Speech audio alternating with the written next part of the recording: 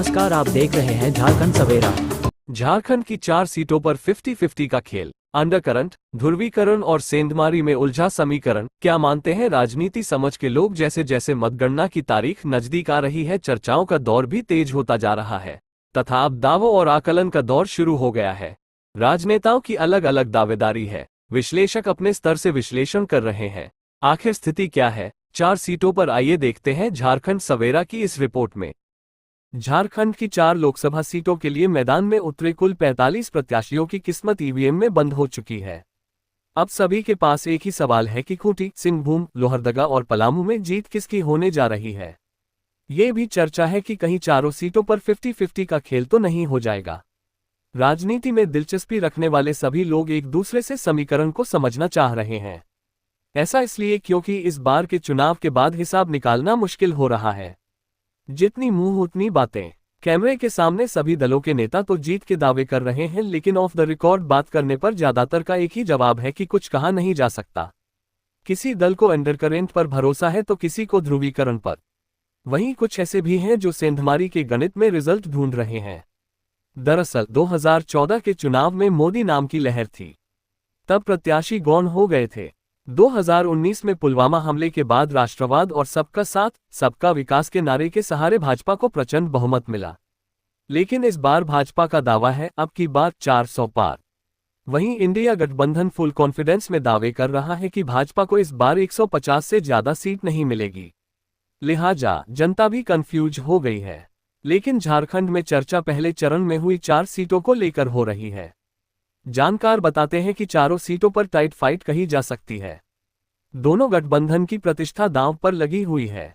दोनों गठबंधन के बड़े बड़े नेता दावे और आरोप प्रत्यारोप की झड़ी लगाकर गए हैं, लेकिन वोटरों को इस बार समझ पाना सबके लिए चुनौती बन गई है।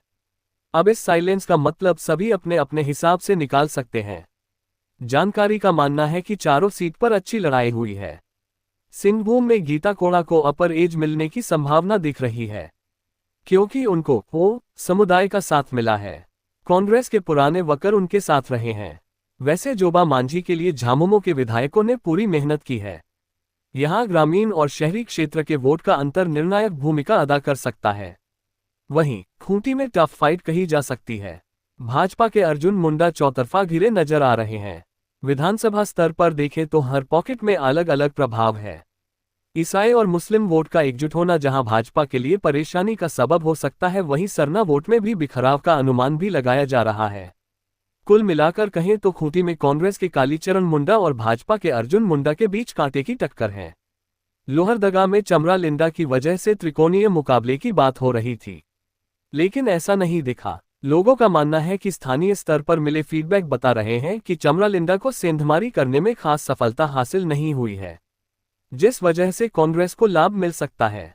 वैसे कई पॉकेट में भाजपा के लिए जबरदस्त उत्साह भी देखने को मिला है। लिहाजा लोहरदगा सीट पर भी मामला नेक टू नेक दिख रहा है। जहां तक पलामू की बात है तो यहां वीडी राम को एज है। पिछली बार वीडी राम 4.5 लाख वोट से ज्यादा के अंतर से जीते थे। वहीं पहली बार चुनावी मैदान में उतरी राजद की ममता भूया के लिए जीत के इतने बड़े अंतर को पाटना आसान नहीं दिख रहा है। वैसे तेजस्वी के चुनाव प्रचार के बाद पलामू की हवा में थोड़ी हलचल जरूर हुई थी। रही बात बसपा के कामेश्वर बैठा की, तो उनका कोई प्रभाव देखने को नहीं मिला है। बोलचाल की भाषा में कहें तो इस बार के चुनाव में वोटरों ने दबी जुबान से ही सही चारों सीटों पर मोदी हटाओ या मोदी लाओ के लाइन पर ही वोटिंग की है। वैसे इस रहस्य पर से 4 जून को ही पर्दा उठ पाएगा। पल पल की तथ्यपरक खबरें हम आप तक पहुंचाते हैं। खबरों का ताज़ा अपडेट पाने के लिए चैनल को सब्सक्राइब करें, ताकि हम पूरे उत्साह के साथ खबरों को आप तक पहुंचाते रहें। आप देखते रहें झारखंड सवेरा यूट्यूब न्यूज चैनल।